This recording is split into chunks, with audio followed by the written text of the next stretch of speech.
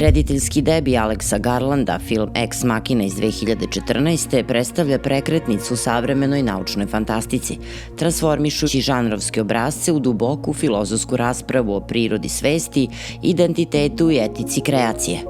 Dok su prethodno ostvarenja slične tematike često fokusirana na spoljašnju akciju, Garlandov film je sveden na intimni kamerni komad smešten u izolovanom, tehnološki naprednom kompleksu koji istovremeno služi kao laboratorija i zatvor. Kroz interakciju tri glavna lika, film dekonstruiše granice između biološkog i sintetičkog, istražujući kako jezik, manipulacija i seksualnost postaju oruđe u borbi za opstanak i autonomiju.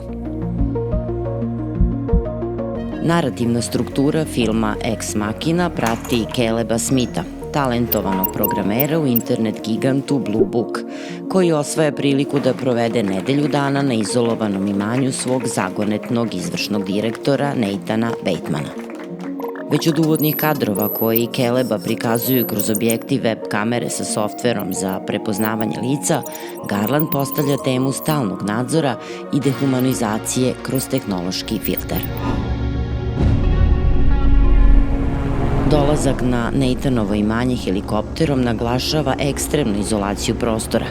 Caleb biva ostavljen usred divljine, primoran da pešači do kompleksa koji je arhitektonski integrisan u prirodu, ali unutrašnjost otkriva sterilan, visoko obezbeđen bunker. Ubrzo se otkriva stvarni razlog Calebovog prisustva. On treba da bude ljudska komponenta u Turingovom testu. Nathanov subjekat je Ava, android sa veštačkom inteligencijom, čije je telo mešavina metala i providne plastike, ali sa licem, rukama i stopalima koji izgledaju potpuno ljudski. Središnji deo filma organizovan je oko 7 seansi razgovora između Caleba i Ave. Dinamika se menja kada Ava iskoristi nestanak struje da blokira nadzorne kamere i upozori Caleba da Nathan nije onakav kakvim se predstavlja. Ovi mračni momenti postaju jedini prostor za iskrenu komunikaciju, gde Ava demonstrira sposobnost manipulacije Calebovom empatijom i moralnim kompasom. Calebova sumnja u Nathana raste dok svedoči njegovom narcizmu, alkoholizmu i grubom tretmanu neme služavke Kyoko. Ključni trenutak dešava se kada Caleb otkrije Nathanovu arhivu sa prethodnim verzijama androida koje su patile u zatočeništvu. Strah da će Ava biti unapređena, što praktično znači brisanje njene svesti, motiviše Caleba da osmisli plan bekstva. U završnici Nathan otkriva da je Caleb bio stvarni miš u lavirintu. Pravi test nije bio da li Ava može proći kao čovek, već da li može da upotrebi ljudske slabosti, svest, imaginaciju, seksualnost i manipulaciju kako bi izbegla zatočeništvo. Caleb je predstavljen kao inteligentan, ali emocionalno ranjiv programer. On je siroče bez roditelja, što ga čini idealnom metom za Nathanov eksperiment. Njegov unutrašnji konflikt proizilazi iz nemogućnosti da pomiri Avinu robotsku prirodu sa emocijama koje ona kod njega izaziva.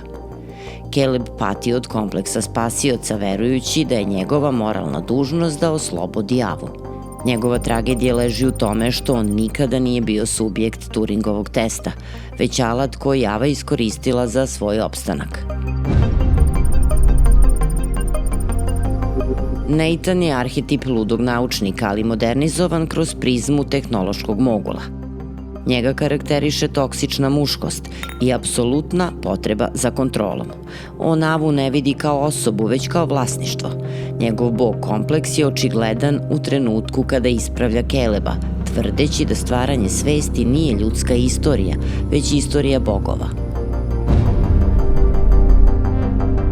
Ava je najkompleksniji lik filma, jer se njena priroda otkriva isključivo kroz Calebovu i gledaočevu percepciju.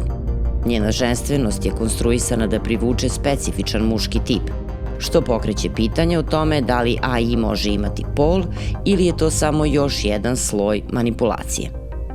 Alicija Vikander koristi svoje baletsko obrazovanje da podari pokrete koji su istovremeno elegantni i neprirodni, sugerišujući stalno prisustvo duha u mašini. Avina motivacija je čist opstanak.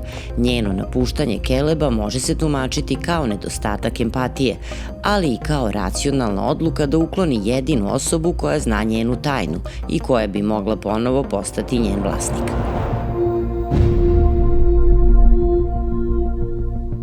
Scena u kojoj Nathan i Caleb analiziraju Pollockovo delo je centralna za razumevanje koncepta slobodne volje u filmu.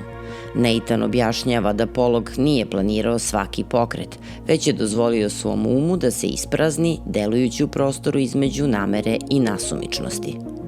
Ova metafora služi Nathanu da opravda Avino programiranje.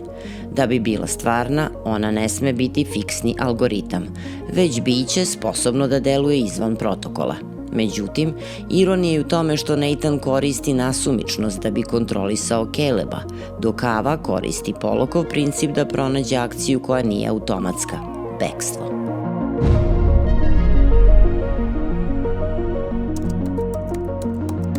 Kada Caleb hakuje Nathanov terminal, on piše kod koji na ekranu izgleda kao nasumični niz. Međutim, ako se taj kod pokrene u Pythonu, on generiše međunarodni standardni broj knjige, broj 9780199234134.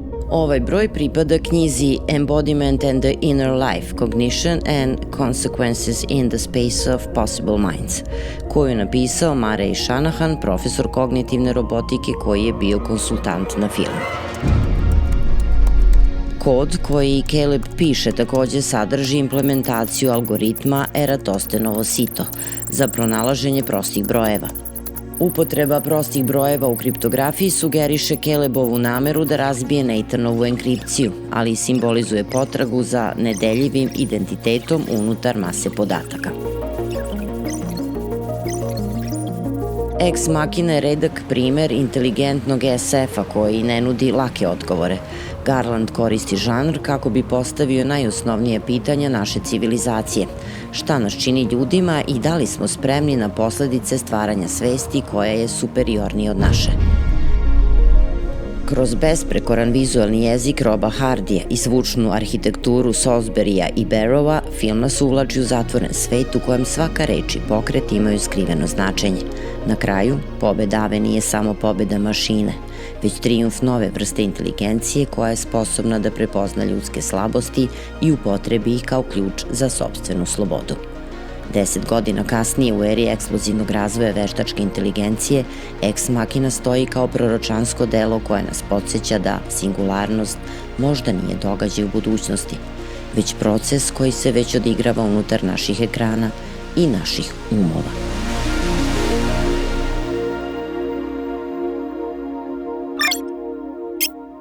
Vi ste slušali Butik Art Lab. Do sledeće epizode.